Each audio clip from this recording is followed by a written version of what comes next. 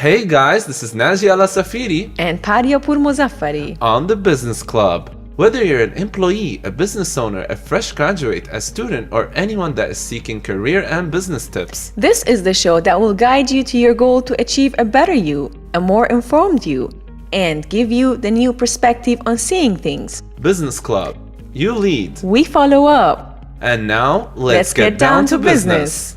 Today we'll be mainly talking about 6 tips for becoming a successful freelance project manager.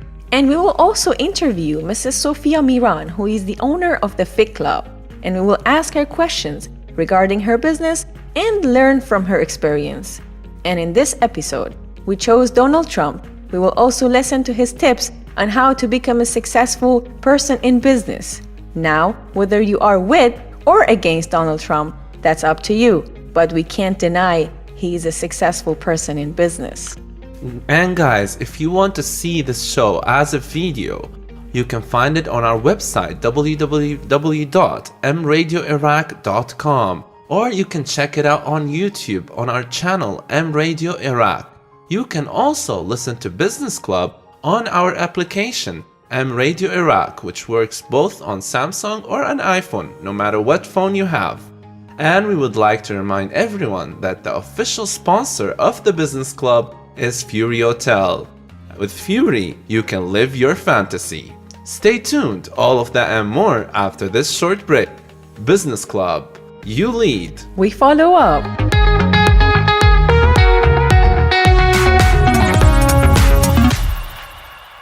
And now we will start with our 6 tips for becoming a successful freelance project manager on the Business Club. Now guys, whether you have thought about becoming in freelance, taking this courageous step or not, these tips will help you to see if you guys are ready or if you have these skills to be a freelance project manager. That's right. I think for any person that wants to be a freelancer or a freelance project manager or any kind of field, it's so important to keep their skills sharp. What does that mean? It means you have to have something. No matter if you used to be a freelancer or you used to work as an employee in another company. Now you want to depend on yourself only. So you have to keep your skills sharp. So it means like comparing with other kind of technologies, other situations like economy or any kind of changes in the company, your competitions, you have to always keep yourself updated. Maybe you have some skills, but that's not enough. You have to keep up with updates, new ideas, or anything that can sharpen your skills. That is true. For example, in the sales department, sometimes some salespeople think, you know, I've been in this town for years. I don't need to go and look around to get contacts because I already have everyone's number or email. What they don't realize is on a daily basis, there are new companies opening and there are companies closing. There are new managers coming, new managers going.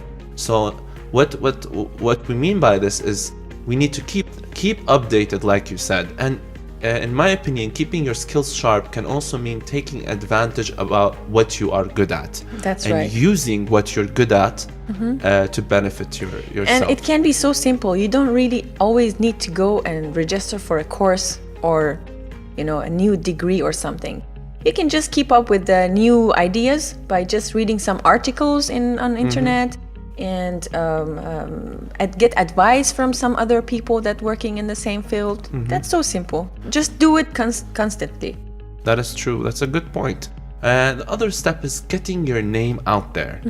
It's very important, especially if you're just starting up as a freelance project manager, to get your name out there. Go to social events, go to places that there are business people or potential clients that, for example, if there's a new event happening, corporate events, take your business cards with you, spread them around. Try not to be shy, get your name out there, try to get some interviews. Even if you just started, right? It doesn't need for you to be a very experienced at your field. Like maybe you started just a month ago.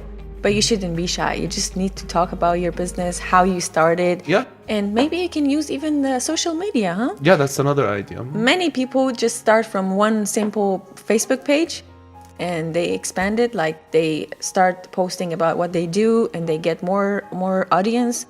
Sometimes the audience share their posts, so there are more people getting to know that person as a freelancer and what he does or she does. That's so simple. It doesn't really cost that much. So try to use as many as ways. I think there's also another website called LinkedIn or LinkedIn. LinkedIn, yes. LinkedIn. That's also a very good website for business profiles and getting your name out there. And there are some more for especially freelancers. I'm not sure if our listeners in Kurdistan are really familiar to it, but one time I needed to hire a freelancer for one of my projects, and somebody recommended me to go to guru.com. Oh, it's a very good. I mean, how is it you spelled? can find freelancers from all over the world. Oh. It's guru.com. GU. And there are many more. Okay. Like there's one more. People for an hour, something like that. People people in an hour? Yeah, Okay. something like, I'm not sure about Yeah. that, but Guru is the best as far as I know. That's very interesting. So, in your opinion, what's the other step that a freelance project manager can take? So, no matter, again, when you started, you have to always show what you can do, right? That means portfolio. Having a portfolio for your job, no matter if you're a makeup artist, project manager, whatever, event manager, you have to always prove what you can do by posting pictures, talking about your abilities, having a portfolio, and whatever that you have done before as a history, so they can see something. Usually people are visual. They need to see something. Even if you talk with them like hours and hours, they need to see something. Right? So just make a portfolio. It can be so easy. You don't need to always print something that costs you some money. You can just do it like a soft copy of a Word document, which can be converted to a PDF. You can send it all over in your social media. Yeah. That's so easy. Again, also we can rely on social media at this point, like making your own page, profile or page for your small business that you're planning to do, and making a profile for yourself over there. Definitely. As the CEO. And it can contain case studies, what you've studied, what skills you have gained for this kind of job as a freelancer. It can be personal references in it. So just add as much as you can. I think the listeners should pay attention to this part. It's not enough just to write your business name, your name. It shouldn't actually be like a CV.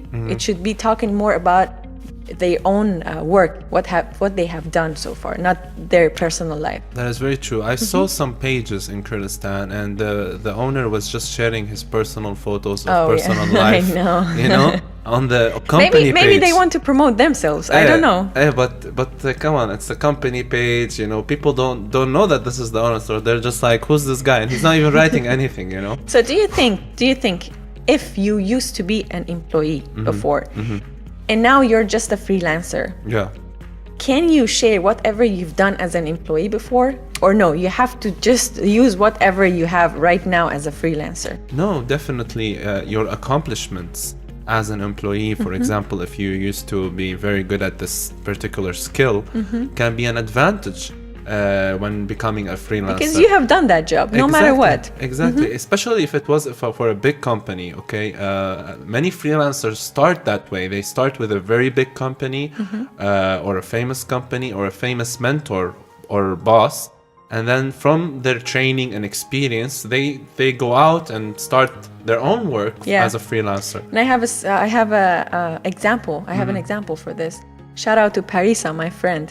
She's been working as an HSE manager for some companies. But I just said, why don't you just open a page for yourself as a freelancer? And she's doing it actually. Oh, she's about to do it. Great. And I said, I can help you if you need my help. So it's just so easy. You just need to start doing it. Definitely. Another step in becoming a freelance project manager is setting your remote work hours. So, there are many people, many freelancers that work without having a good schedule. They think just because they don't have a boss, that means, okay, great, because this is what you really think when you start freelancing. I don't have a boss, I can do whenever I want, I can wake up whenever I want, sleep whenever I want, work whenever I want. And this messes up the freelancer. It's because as a freelancer, you don't have a salary. No. So if you waste your time and on sleeping or not working, you're gonna damage your financial status and your also physical status, because Definitely. our bodies need a specific time of hours of sleeping. Each person from person is different, but our bodies need that break. So when you are denying your body from this break of rest, Yes. and just working 2 hours, sleeping 3 hours, then sleeping, working, sleeping during the day, mixing it all up, you're really damaging your health and damaging And actually, you by doing this random kind of hours of working, you might lose your track. Like, you don't know how much time it takes to do one specific project, so you can't actually forecast the next project that you're gonna do. definitely Right? so true. And the other big problem is the world the employees and the freelancer world is very different. The employee has, for example, 8 hours, let's say, during the day. They're working in these 8 hours. Everyone's awake in this, usually the daytime, mostly. So everyone is living this type of life, and you are living on waking Your and sleeping own decisions, on your own decisions and your own schedule. So sometimes if you don't set these hours matching with your clients or with the people you're working with, you're gonna mess up your your attendance towards your projects. Definitely. And for some of our listeners who want to be a freelancer, I think it's important to know that even if you're your own boss, you have to pay attention to principles. Even if you're on your own decisions, you can do whatever flexible timing of work, whatever principles should be there to make you a successful person. So for the next next tip, I think even if you're not a freelancer, it's always important to keep communications clear with your employees, with your clients, with your suppliers, especially when you are a freelancer, because everything happens, you are the one to be blamed, Yeah, right? that's true. So you have to keep communications clear, which means whenever you're asking for something from the suppliers, or they are having kind of business with the client keeps calling them or asking them or emailing them for some requests. They have some requests. The answers, the reports, whatever you are communicating about, it should be clear enough. It can be some like daily wrap-up email to your co-workers, to your suppliers, to make sure everything is going to be as that you have discussed, because sometimes just talking over the phone is not enough. Sometimes some people say, "Oh no, you didn't say that to me," right? That's but so as true. long as it's documented by emails, I think the communications will be clear enough, especially when you are the only one who is responsible for that project. That is a very good point. Another thing that a freelance project manager needs to do is understand the people he's working with or she's working with. So when we say working with, we're not only talking about the people that are on his team or surrounding him. We are also talking about our clients, because that's the people you're it can working be anywhere, with. anyhow, Anyone, any person. yeah, anyone that is related to your work and doing business with you, whether it's your colleague, clients, a new partner, anything. So we need to understand how these people are, their reputation, their past, because this will affect our business. So for example, some clients have a really bad reputation in payments. They are known Oh wow, I know. that they don't pay on time or they don't pay at all. So the freelancer should be very careful when knowing that, knowing this, and he can do this by analyzing the market and asking about these people. During time, he will find out which clients are friendly, loyal, they pay on time, they are You can grateful. even understand by one-time test working with them, right? Exactly, You yeah. don't need to spend a lot of time to know them, but just be careful with whom you're working. It means that when you are a freelancer again, you are going to put your time, almost all your time, 100% of your time on a project because you're all alone. Even if you have partners, it's like not like a company which has a lot of employees and they can handle multiple projects at the same time. So you have just a few projects, and if you know that kind of client, you have to make sure about the communications to be clear as well in this case too. If the client is a kind of client that keeps asking you, emailing you and not getting back to you, confirming things that you have sent to them, so just be careful. That client shouldn't be the one that you spend a lot of time on. Go ahead, go on with the other ones, because sometimes even if you put everything in the email that they want, like a proposal, like a presentation, all kind of information, timeline for the project, at the end, some of them, they will be like, no, I'm not going to work with you. I chose another company or freelancer. So just be careful. Don't put all your focus and time on one kind of, client. Yeah. Another person you might work with is a partner in your freelancing work. So when you want to find a partner, you have to make sure that your partner has the same vision. Of course, no one has the exact same type of thinking, but at least similar to you. They have the same idea. They like what they're doing like you, passionate like you, think like you, hardworking like you. Then you will be happy to have this partner help you. Because if you have someone that is, for example, you are doing an event and you want to do this event because you love doing the event and you love this client because he's been a good client with you, you want to do your best, and you get a partner and your partner just wants the money. That's all he cares about. He doesn't care about if it looks good, if the client's happy, he doesn't care. That's going to make a big problem. So this is why you need to know who you're working with especially when you are freelancing. And sometimes when you choose the wrong partner, that's exactly what you said. He might not really care about the timing. He keeps asking you, when is the project going to be done? Because you are the one who's responsible for management and he's the one for money and financial stuff. So you have to explain for him, like, it's not that easy. It should go through the procedure and I can get it done by this time. This is the deadline. So just be careful with whom you're working. Yeah. Another big problem can affect a freelancer is if he or she's starting up new and they don't have a huge budget, they have to be very careful where to invest their money. So that's also the suppliers like we said earlier. Is this supplier gonna deliver on time? Is it gonna affect me in a good way or a bad way? Yes. So it's very also important to know your supplier. Is this supplier gonna be able to supply me for the whole year? Or is he just going to cut off at one point? All these tips are very important. Yeah, I think all of them were important. And there can be much more tips. But these were the six tips that we found for our listeners. I hope they enjoyed it.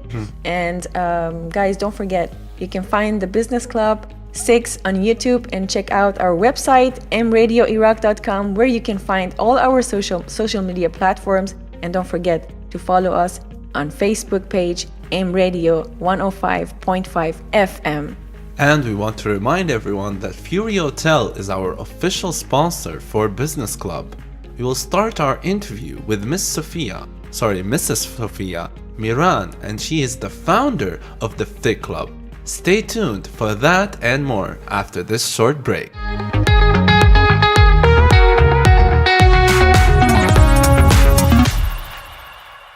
And we're back, everyone, on the Business Club. And as I told you earlier, we have the founder of the Thick Club, Mrs. Sophia Miran. How are you, Mrs. Sophia? I'm really well. Thank you so much for having me. Welcome. It's our pleasure to have you on this show, on the Business Club. And I'm sure our listeners are excited to hear from your experience. I hope so. So Paria is going to start asking you with the first question. Yes. So I'm sure many of our listeners want to know, where are you from and how long have you been in Kurdistan? So I'm from London originally, and I've been in Kurdistan 6 years. So a very long time, but I've had a great 6 years here. 6 years. Yeah. I wasn't thinking you were here for 6 years. Yeah, long time now. What was the purpose for starting the Fit Club? How did the idea come to you? So it started a while back when I was little. Not that I thought I was going to come and live here and open the school, but I always thought that I would have a dance school, an activity school for kids. That's something I've always wanted to do since I was very young. I've always loved the idea of dance, teaching dance, Nice. and kids' activities. And I have a background in business, so combining both was really important to me. And when I came here to Kurdistan, I noticed that there was no activity for children. True. And it was a blank canvas for me to open such a business. That is very true. And what are the main structures of the Fit Club? The main structures, main activities, you mean? Yeah, on a regular basis. Yeah, so the main activities of the Fit Club, it's basically a kids' activity club, but we do have an adult section. So a lot of people mistake us for being just for kids, but we're not. We're also for ladies. So it's a combination of both. The main activities, however, for the children are ballet, gymnastics, Beautiful. singing, drama, guitar. We have a lot of activities and we take them to a professional level with that. So we don't just see it as an activity and they can quit after 3 months. We try to take them and evolve them through the years. With the ladies as well, I'm a yoga teacher, so that was very important to me to involve the parents and the mothers and also just the working ladies of Erbil, and try to de-stress them with yoga. So we started in the Dediman Hotel with teaching yoga. Oh, nice. And we evolved into Pilates, and now we have aerial yoga, which is probably one of the first in Erbil or even in Iraq, where you hang the silk from the ceiling and you do yoga suspended from the air. Wow. Nice. Yeah, which is great. So we might be able to give you a few photos to put up. Sure, That's why nice, not? Yeah. So definitely. other than being an owner, you're also a teacher in your place. Yes, Workplace. exactly. Nice. Exactly. Which is, I think it's so key and important to be involved. If you're an Involved, yeah. owner and you don't really understand your business, I think that's quite problematic because you're detached from some of the foundations of being able to help your teachers and guide them. True, right. So even the names are different. Like you have the Fit Club Kids and Fit Club Ladies. Exactly. Is that right? Yes, exactly. So we've got both sections, and it's really important to understand that both are equal. So the kids section and the ladies section, and the kids section involves the play group as well in the mornings that we have 3 times a week with mummy and kids. So it's like a mummy and me group where the mother comes along with the child and teaches the children. And then we have the kids section where they come alone, and they're generally from 4 to 12 learning ballet, gymnastics, and the mother drops them off. And that's after school and on Saturdays. And then we have the ladies section. So when you come back from work at 6:30 or you've just put your kids to bed, you can come and join us for a relaxing yoga class or a Pilates. And it's just the ladies. So you're sort of detached from any men. What is the Pilates, sorry? Pilates is working on the core.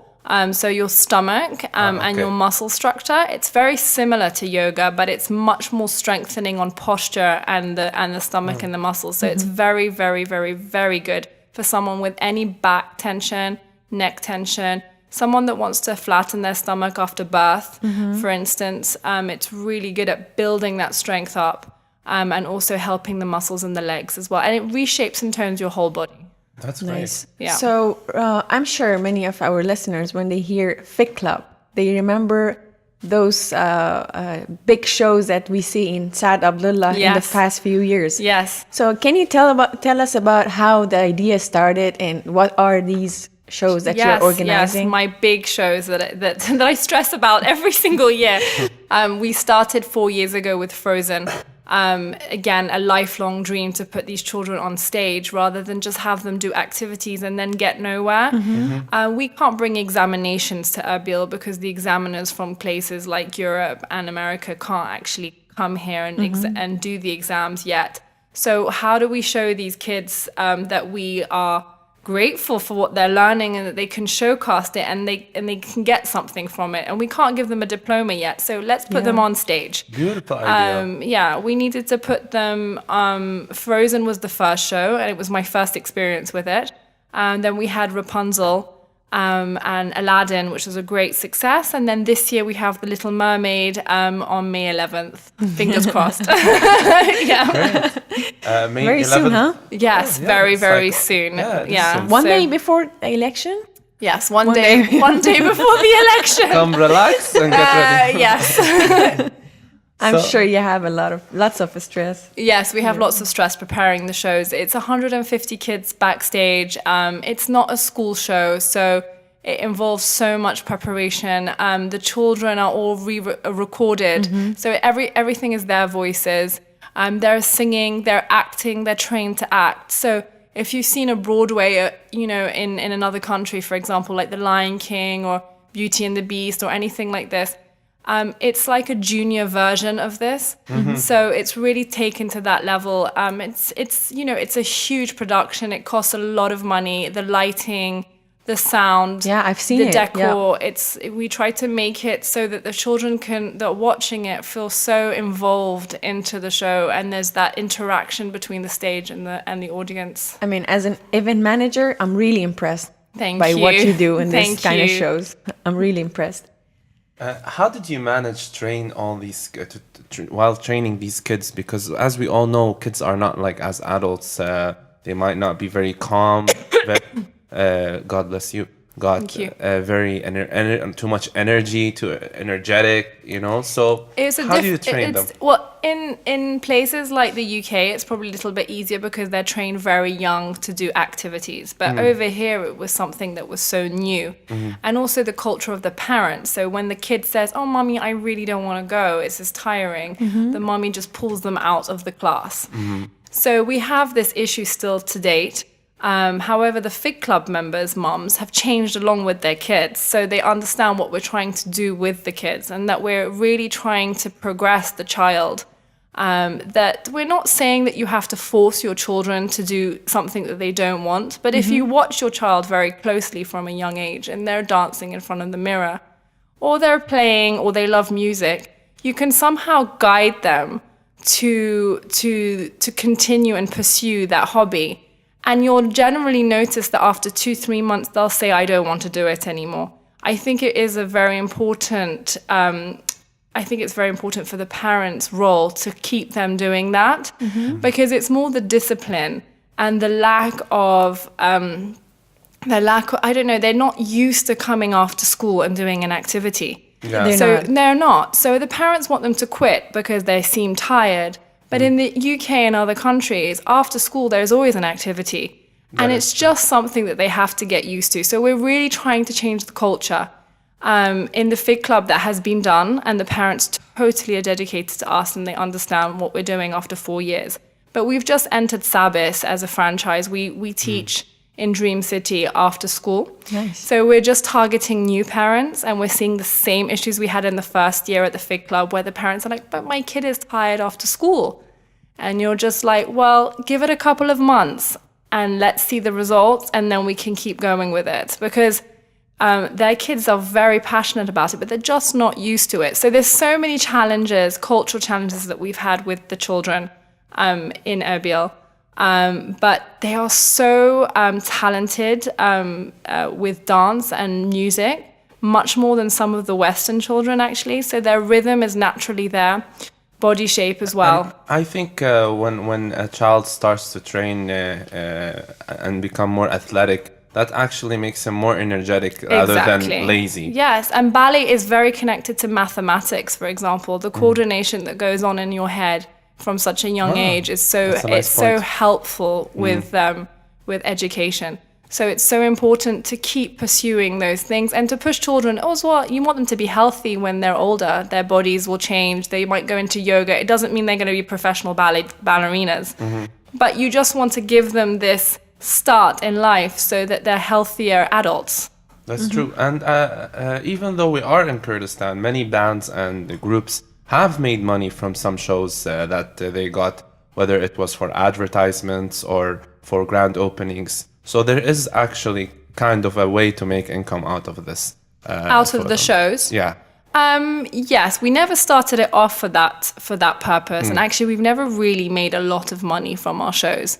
I think the school and the success of the school after the shows and the kids that we get that want to be in the show is probably where the success lies. The shows, people are still getting their head around coming. They don't understand theatre so much. So the audience, we had a packed audience in Aladdin, but a lot of the children were sponsored to come. A lot of underprivileged children we had in the audience. We had about 250 underprivileged children. Also, we give a lot of tickets away to our sponsors as well. And then the other tickets, maybe 400 to 500 tickets go to the parents. But we're not always covered by our sponsors to the max of the projects, and we have to pay for our teachers. So a lot of the money that the parents pay go towards paying the teachers. So when we finish the whole thing, and we look at our finances, they're not always that great. And if we have some money, then we put it back into the club. So that's what we're going to be talking about. I wanted to say thank you for your information. You're welcome. It's better to have a short break and then come back to the rest of the sure. question. Okay, Definitely. great. We're going to get more into business after this break. Yes, okay, great. Right. Stay Thank you tuned, so everyone. much. All right.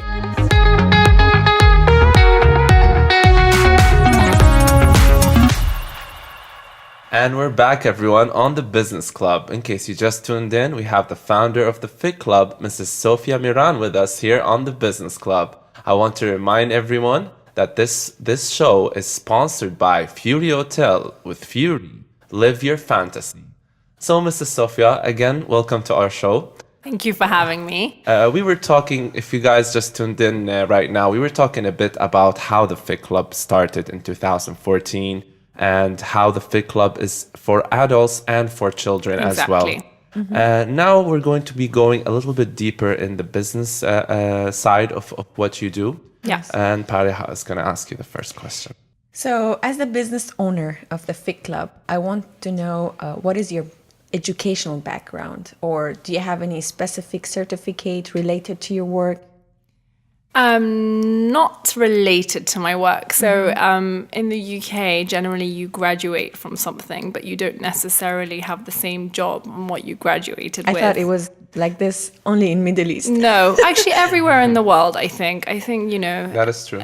Universities there as a great backbone to help people, you know, on the way, but it doesn't necessarily mean they're going to do what they've studied. I did European studies, and now the UK are pulling away from Europe, so it's totally unrelated to what I'm going to end up doing. But it gave me a great business background, and I traveled a lot. I lived in Italy, and I studied a lot of art, and a lot of creative. I had a lot of creative time of dancing in the UK, and my family has a huge background in arts and dance. So I managed to sort of, pull all those things together and bring them here. I think that was really important. And, having that childhood passion of Disney and the dancing background that I was put in ballet from a very young age made me bring the business together. Can you tell us, what is the importance of having passion toward your work, toward what you're accomplishing? Probably one of the most important things. I think whenever you're starting your own business, I think that's what's going to drive you through all the challenges.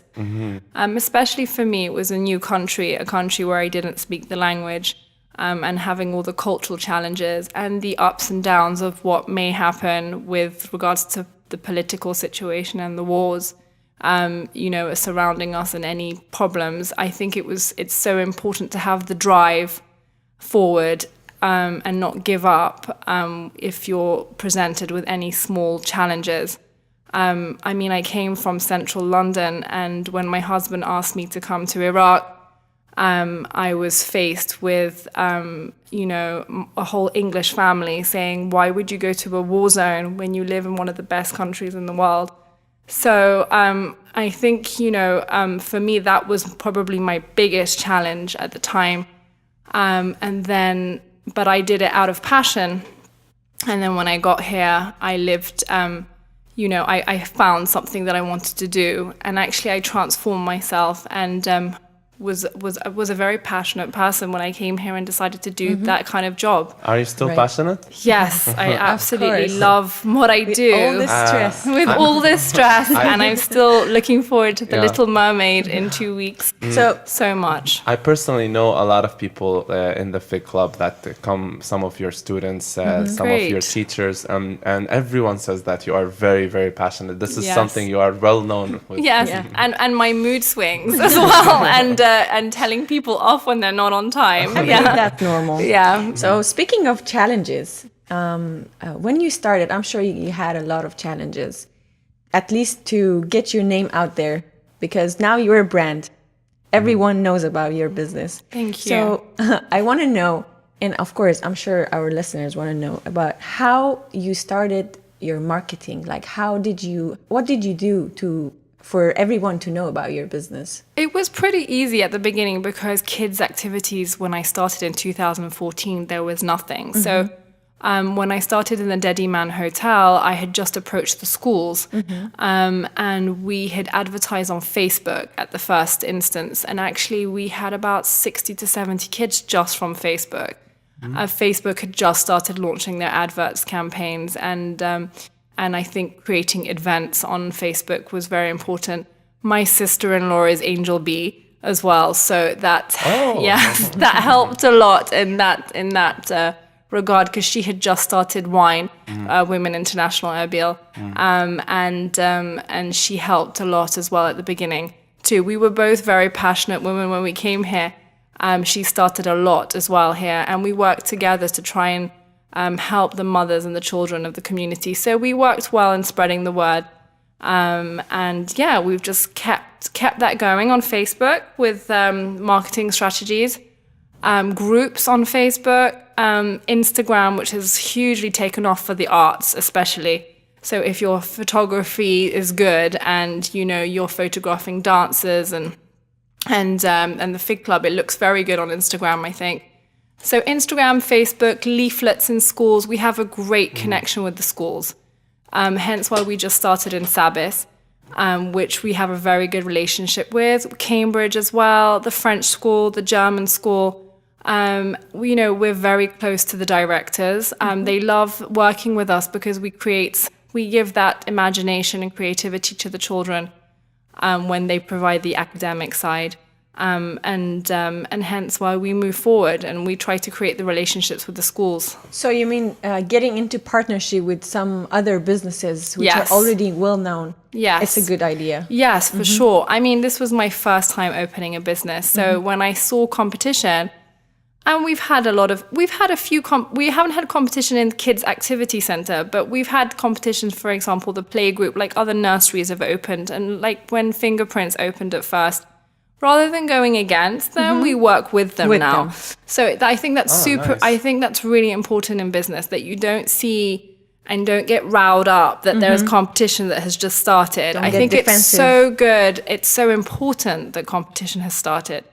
It gives you that chance to elevate what you've done and to sort of become better at what you do. Yeah. That is true. And to work with people that have the same thing in common. So Fingerprints is a great nursery, and we work with them because we have the same sort of targets for kids, and we work very closely together. So they're one of our sponsors for the show this year. That's very nice. As a businesswoman in Kurdistan, have you faced any challenges at all? Focusing on being a woman. For all the women listening that are thinking about starting their own business? I mean, I think it must be really tough for women here. I came from the UK and I worked in property, and I was the manager of 15 to 20 boys. So when I came here, I think I came with that attitude that I can speak to men and that I'm not going to sort of be put down by them. And I have that inner confidence. And I think that, again, comes with my background, but not necessarily with everybody's background. And I feel like I'm quite confident in what I do, so I don't feel put down by the fact that there's a male environment around me. That's great. And but I do understand that that's a huge challenge for people here. Yeah. So, as a British woman living in Kurdistan, what is your advice about learning languages? Yes, well, I Language didn't learners. really do very well with my Kurdish. Because I was so obsessed with my business, I didn't always give the time to learning Kurdish, which is Makes probably sense. one of my biggest downfalls actually in the last 6 years. Still not giving up though, still really want to learn it. My family is really important to me, so, and especially my husband's family, which are absolutely lovely. So I really want to try and get myself more involved in our conversations. Kurdish, yes, right? in my Kurdish conversations. Yes. But very important to learn the language, because those times where I've met companies and or those clients that haven't been able to speak any English, I've had to pass the conversation on, and it doesn't always Somebody go. else. It doesn't always go the way you want to, No. because I want to try and speak to them, or try to explain to that Kurdish mother that In your way. that kid's really good, and don't let them pull out of that class. And then I pass it to someone else, and the message doesn't can't give get the message. through. Definitely. So important as anything is learning the language that you're, the language that your business is in. Definitely. Yes. It was really our pleasure to have you on this show, and Thank your you. answers were really heart-touching and Thank you. heartfelt. I want to ask you if you have anything else you'd like to say to I our wanted to listeners. say a huge thank you to our sponsor for the Little Mermaid show, our main sponsor, Korek. They've supported us all the way, and Oh, wow. we couldn't have done this without them. So Wow. thank you. Great. That's great. Before we end our interview, we would like to give you this gift card. It's from our sponsor, Fury Hotel. Oh, fantastic! Thank you. You can use it to have free dinner and drinks Oh, for you lovely. and your loved one, your husband. That's fantastic. Thank you so much, You're Fury welcome. Hotel. You deserve it. You're welcome. Have you been to Moonroof? Have you ever? No, I haven't. Fury Hotel is in front of the governmental gas station Okay, in Ankawa. okay. So it's at the top floor of Fury Hotel. It's Okay. very nice, has breathtaking view, Oh, very wow. calm, family. We need places like that yeah, here. calm, Yes. relaxing whenever you have some time. Just go and check it out. Fantastic. Thank you so much. You're welcome. Thank you You're for welcome. having me on the show. Thank you for joining us. It was our pleasure. Okay, everyone, and this was Mrs. Sofia Miran, the founder of the FIC Club on the Business Club. Now stay tuned, because after this we have our third segment of the Business Club, and we were gonna be giving you 5 tips from Donald Trump.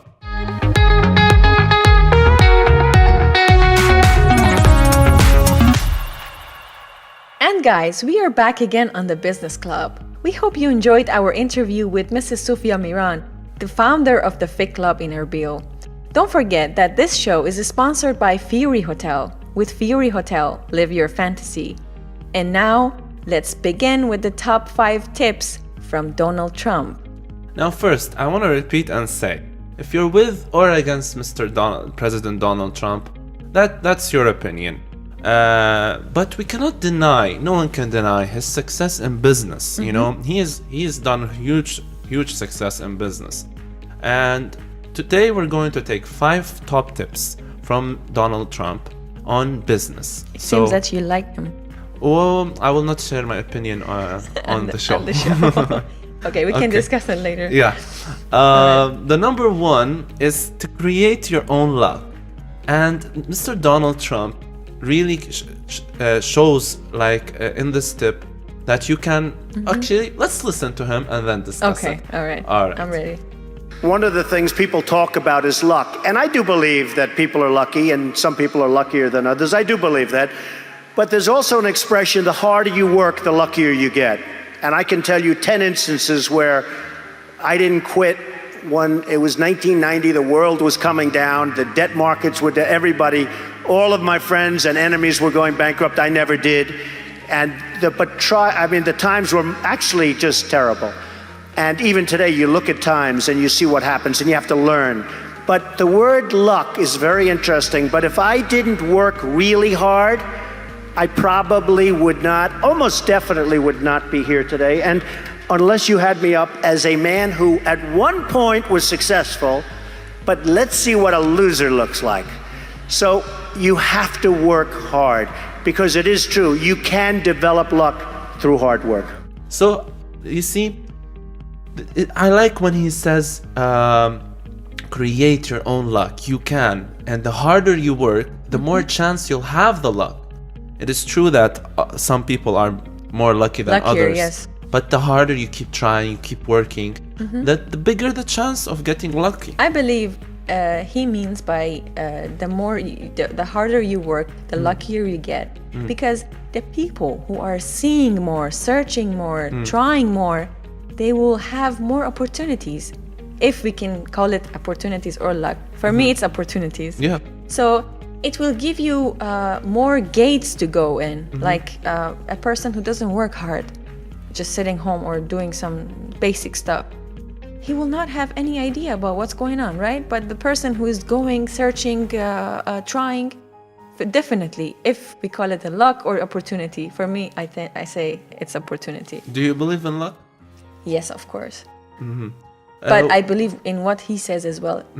Luck is not coming to the people that are not doing anything. Exactly, sleeping Yeah. at home and saying, Yeah. I want to get lucky. No, Yeah, it's no. not going to happen. But sometimes happen, Maybe, unfortunately. unfortunately. But again, I'm not really believing in that. So the second tip is change your mindset, or in another word, trick yourself. What does that mean? Interesting. Let's listen to Donald Trump say it, and then we will discuss it on the Business Club. It's actually a story. Let's listen to the story. I have a friend who was not successful at all, but was really up and coming. And he had a thing. He would only fly first class. I'm not saying do this because for somebody it won't work, but he needed that mentally. Right. He wanted to fly first class because mentally he wanted to think he was the best, and that's it. And even though he didn't have much money at the time, this is years ago, he would always fly. I used to criticize him, but it put him in a good state of mind, and he Yes. became a very, very successful guy. Yes. Very, very Yes. successful. And I've always remembered that. He would never fly coach. He would always fly first class, even though he didn't have the means to fly. So, look, it's complicated, but whatever it takes to train Right. that. So, as he said, as a tip, so sometimes you have to trick yourself. It means even if you don't have the things that you want, you like to have, act like you have it. Yeah, I like Like- the story how his friend is Yeah. always taking first class, and he didn't have enough money, but he felt rich, he felt successful, accomplished, and that mindset took him there. Yes, because he wanted to reach that point and position. But sometimes, to be honest, I see some people that are using very luxury cars and stuff. Yeah. But they don't really have anything to eat. That's not right, you know? Yeah, at the same But time, it means that try your best to look as you want to be in order to get used to that position, so Yeah. that the ways are going to open to you. basically fake it until you make Exactly. Fake it until you make it. That's true. it. Yeah. But I'm not really successful in that. I have tried You- that. I think you have yeah, it. Yeah, I'm good at that. I know you have it. Tip number 3. In general, Lebanese people have it, Oh. I guess. Okay. Tip number 3. Protect against the downside. Now let's hear what Mr. Donald Trump has to say about this. I've always believed in positive thinking. At the same time, I don't want to mislead. I also believe in aspiring, in terms of what you're doing, aspiring to protect against the downside. You can't just be this wonderful guy walking around, everything's positive, because unfortunately, that's not the way the world is. I love to tell people to think about the challenges so that when they do come along, you're ready. So I like how he says you have to stay positive, think positive, but at the same time, you have to expect the challenges, the obstacles, and the problems that you're gonna face. Right. You know, I had a mentor, I still have a mentor, that always told me, Naj, what if this happened in the future? What if this happened? What if this happened? What if this happened? And at first it was annoying, you know. I was thinking, why are you being so pessimistic? I can imagine. Always expecting the bad thing to happen. But he said, no, you have to be ready for that. You have to put in your mind that this might happen, you know? So, Will, I think I got it wrong first. So he was being annoying you or teaching you about this? No, I said to me at first, I didn't understand it. It was annoying. But then, because I thought he's just being pessimistic. Oh, okay. you But know? that was a test only. Yeah, but Okay. then I understood why he's doing that, because he wanted to prepare me. Yeah, he wanted you to answer this. I can expect it. Yeah, and be ready for the downside. So I really like how Mr. Donald Trump said, expect the challenges. If you're a businessman, if you are a freelancer, like we were talking earlier, project freelance manager, you have to expect the challenges. It's not being pessimistic. It's not being always thinking about the bad thing. No, now I changed my mind in that perspective. It is actually being ready and prepared for that moment. So protecting, like Mr. Donald Trump. I think I have the same experience at some points in my life. When you expect it, it won't hurt that much. Yeah, definitely. Yeah. For example, they say if you want to invest in such a business, invest whatever. It can be money, it can be effort, time. You're gonna lose this much. Oh, you lost. It's okay. That's a part of it. But I have to see the overall earning, like what I earned at the end. It's more losing or earning. I think what I had it was more earning than losing, so it's fine for me. I don't have a problem with it. Definitely. What's the other tip in your... The next one, which is the fourth one, is to be able to handle pressure. When you want to be a successful person, definitely you're going to have some pressures in your life. It can be work pressure, personal pressure. It can be how you look when you start being successful after a while and people start talking about criticizing you. Yeah, they might even make fun of your Come appearance. on, don't spoil it. Let them hear it. Yes. Okay. So you should not really care about it. Sometimes you get harassed. To be honest with you, this happened to me. You get harassed by unknown emails and messages. You don't know who are the ones are sending you this kind of weird and meaningless messages. Yeah. But what they say in that message is just trying to hurt me by telling me some stuff like which is not really true. Yeah. But I don't take it serious. I just say I have to handle this pressure if it is going to be a pressure. Even by 1 minute reading that thing, it might make me, as they think, angry, annoyed, pressured, but I don't take it. I say, let's leave it. It's not that important. Let's check out what Mr. Donald Trump has to say about this. Be able to handle pressure. But one of the things I tell people about handling pressure is, remember, because they asked me the question, how do you handle the stress? And somebody actually said, Donald, you're so handsome. Do you believe this? I love this person. You're so handsome. How have you stayed so handsome under all this pressure? And I actually thought of it to myself. You have to remember, it doesn't matter. God matters. Your family matters. It doesn't matter. And if you say it, I have some people, they say, I've got to be successful. I've got to be. They'll never be successful. It's too crazy. They can't think straight. So you've got to be able to sort of say to yourself, nothing matters that much other than the real big deals with family, with your faith, etc. So yeah, Paria, exactly. Like you said, even Mr. Donald Trump, they make fun of his hair. Yeah, his hair, yes. They say it's not real, but he doesn't care because he knows it's real. He focuses on what he has to do at the end. Yeah, for me, honestly, I would have to pull his hair to believe it's real. This is my opinion, okay? I'm just joking. But it's so true. And I like how he mentions personal pressure affecting your business. If you let personal pressure stress you out, it will affect your business. These two are connected. Sometimes if you are a person at home and you are a different person at work, then you are either fake at work or at home. One of them is wrong. If you are the same person you are at home and at work, then you are being yourself and you are going on the right path.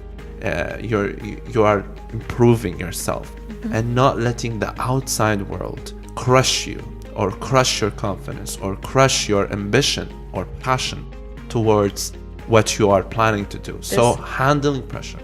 This reminded me of the famous saying, always be yourself. But I don't think it's true to be always yourself in all the situations. You have to have always different kind of characteristics or personalities in different situations. So what is the last tip, Naj? Well, it's about I would living like healthy, to first, huh? I would like to hear your opinion more about being able to handle pressure. Have you ever had you mentioned with us that example? Can you give us another example, Paria? Actually, that's the most recent example that I gave you, and it seems that they are really trying to annoy me by those messages, but it's not happening because I'm focusing on what I have to do, and I keep doing the right thing and doing the things right, as we had in the last show. That was a tip. So I don't really focus on that. That's great. And that's it. That's great. I don't have any example now in my mind, but this one. So that's awesome. Yeah. So the fifth tip, and it's the last tip that we're going to give you from Mr. Donald Trump: live healthy. Now, guys, although this is the last tip we chose, but for me personally, I believe this is the most important tip of them all. And the story Mr. Donald Trump shares with us about this point is really touching. Let's listen to it and stay tuned so we can discuss it. Well, I had And a no brother. drugs. I had a brother, Fred, who was sadly an alcoholic, a serious alcoholic, and he was the best-looking guy you've ever seen. And he was much older than you. He was much older. He was 10 years older than me, 11 years older than me, and he was as good-looking a guy as you've ever seen. He had everything going. The best personality. I have like a bad personality compared to Fred, but he started drinking, and he also smoked a lot. But he started drinking, and I think it started in college, frankly, but it got progressively worse. And he was really unable to stop. And he'd always tell me, don't you ever drink. So he was much older than me, and it really has an impact, when you have that kind of an age difference. But he'd point, don't you ever drink and don't you ever smoke. He'd add the smoking in because he smoked and he drank. And it hugely affected his health and hugely affected even his look and his, the whole bearing. And every time he'd see me, he'd say, don't you ever drink and don't you... So I never drank. I mean, I really, when you talk about my father, I learned a lot from my father, but I learned a lot from my brother, Fred. And he set an example. It wasn't maybe the example that people would think, but it really was, in its own way, an example. Wow. That's it. Yeah. It's really nice how... So simple, huh? It's simple, but I like how the story he shared about his brother smoking and drinking And his father. and just affecting him, and his father telling him, you're going to mess up if you do not drink, do not smoke, do not do drugs. We hear that since we are kids. Right. We hear it. But we don't really take the value of it. Sometimes we are rebels when we are in the teenage. And sometimes we just want to enjoy being against. Rebel, exactly. Yes. But it was a shock to me when I heard that Mr. Donald Trump doesn't drink. Yeah, I couldn't imagine that.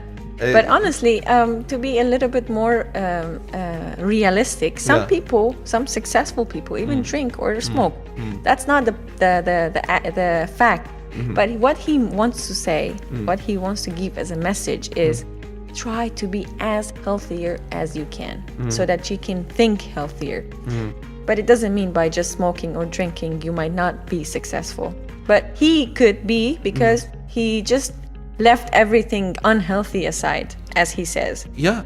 And he also mentioned the point about the looks. I mean, he said my brother was such a handsome guy, and that really made me sad, And just because some people they destroy themselves with this, and Mr. Donald Trump said that once it's in your system, it might be hard to stop, but it's never too late. And I remember Mrs. Sophia said something nice about how to make your kids get used to have something other than going to school, like dance class and activity class. And I think it's something, this is a fact missing in the Middle East. We don't really try to do this with our kids. If you notice in Western countries, which I have many friends from, they are always doing a job, like they have a job, and beside it they are kind of professional in some kind of sports, like hockey, Or I don't know, football, I don't know. Or art, even. Or arts, Yeah. music, arts, sports. There should be something there, Something else, yeah. especially those who make you, yani keep you healthy. I believe. Another thing that Mr. Donald Trump said, you know, if he was drinking, he wouldn't be this successful. He said it himself, you know, because you could imagine a president drunk. That would really mess up the world, you know. So I really feel like I agree with what you said. There are some people that do smoke, do drink, and are doing okay and good in business. But it's better to cut this bad habits, to try at least to cut these, or not start. If you didn't start yet, don't. Yeah, that's not really nice. Yeah, you know, you look better, you smell better, you feel better, work better, wake up better. It's much better for business, you know. This is a great point for business, because some people think if I'm smart and I have good education, That's enough. that's it, and I work hard. No, because this body is like a machine that, it's like your car. You need to have it healthy, ready for you to work harder. To give a real example, sorry, for the listeners to get more motivated, I was smoking, but I stopped 6 months ago, actually. Congratulations. But I'm still smoking shisha and nargile, as you said. But I tried to even quit that one. Yeah. And I'm not drinking for a while, like long time. And I started gym 1 month ago, and I feel much healthier. And I think my mind and my brain is working even better. Yeah. Yeah. Isn't it worth it? It is. It is actually. Even if I have to spend money on this gym, and I mean, you were. it's just okay. It's also because sometimes we don't realize it, but we spend also a lot of money on these bad habits. True. And it's affecting us also financially, not just health-wise. Okay, guys. So I hope you guys enjoyed these 5 tips from Mr. President Donald Trump. Please let us know what you think about these tips. And so I want to end our show, but we want to remind everyone that Fury Hotel is our official sponsor for the Business Club. We really hope you enjoyed this episode. Tell us exactly which part of the show did you enjoy the most. If you just tuned in and missed the show, you can find it easily by searching Business Club 6 on YouTube, or check it out on our website, mradio.com, where you can find all our social media platforms. And don't forget to follow us on Facebook at mradio 105.5 FM. This was Naji Assafiri And Paria Pourmozafari. on the Business Club. Business Club, you lead. We follow up.